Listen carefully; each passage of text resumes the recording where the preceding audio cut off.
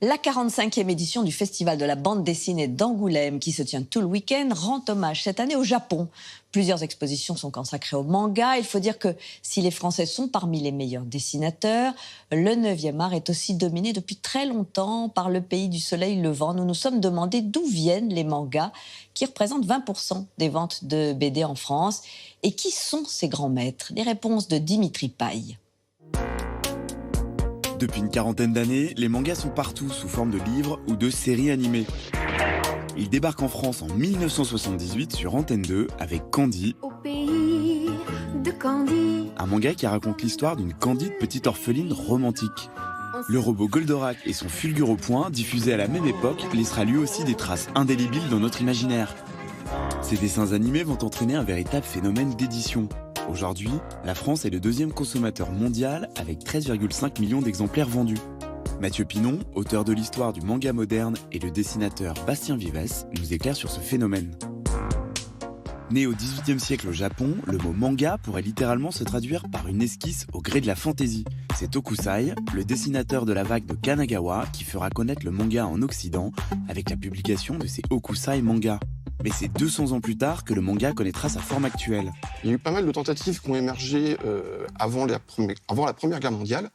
Durant l'entre-deux-guerres, il y a beaucoup d'expatriés, notamment anglais, qui sont venus avec le principe des journaux satiriques que les Japonais ne connaissaient pas.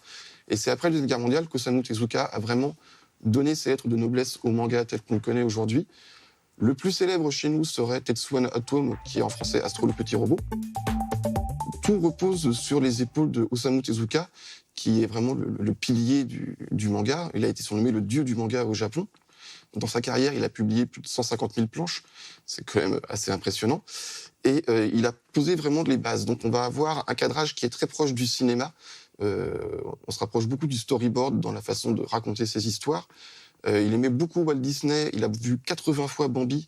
Et donc dans Bambi, tous les animaux aux grands yeux pour mieux faire passer les expressions l'ont influencé pour, à son tour, donner des grands yeux à ses personnages pour favoriser l'interprétation des émotions qui traversent ces personnages. Le manga se démarque clairement de la bande dessinée franco-belge par des codes bien spécifiques, à commencer par l'utilisation du noir et blanc, une lecture de droite à gauche et un nombre très important d'épisodes pouvant atteindre la centaine de tomes. Il y a également beaucoup de codes graphiques qui sont inhérents au manga, qui sont apparus au fil des décennies. Notamment, par exemple, faire ressortir les veines du front pour qu'on sente que le personnage est en colère, une énorme goutte de sueur pour qu'on sente qu'il est gêné. Un autre code graphique qui est récurrent dans le manga, c'est le saignement de nez pour montrer l'excitation sexuelle d'un personnage masculin.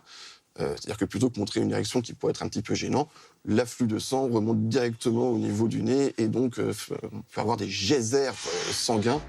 Le manga explose littéralement en France dans les années 90. En 1988, le Club Dorothée commence à diffuser le dessin animé adapté du manga Dragon Ball, qui raconte l'histoire de Sangoku.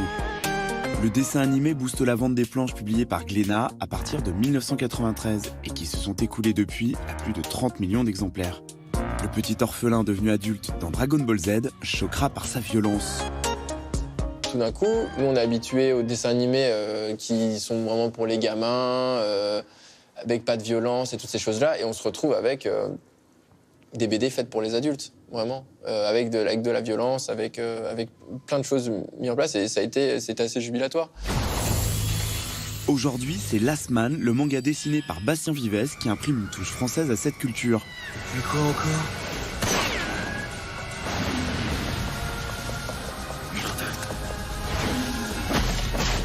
Oui, on prend le format manga, on utilise vraiment toute la structure du manga. Mais avant tout, on a mis aussi des ingrédients qui nous plaisaient et qui étaient aussi propres à notre culture française. On n'a pas voulu singer la culture japonaise. Last Man est l'un des rares mangas hexagonal à s'être exporté au Japon. Nous, on pensait avoir bien tout fait pour que ça puisse sortir au Japon et faire comme si on était japonais. Mais non, c'est complètement exotique. Ils sont là en train de dire, mais déjà, le dessin, je pense qu'ils savent même pas si c'est bien dessiné ou si c'est mal dessiné. Et ils sont assez intrigués en se disant, bah voilà, des Français qui mélangent un peu les genres et tout, c'est assez drôle. C'est comme si des Japonais s'amusaient à faire du Tintin et avec des codes très, très, très particuliers, c'est rigolo.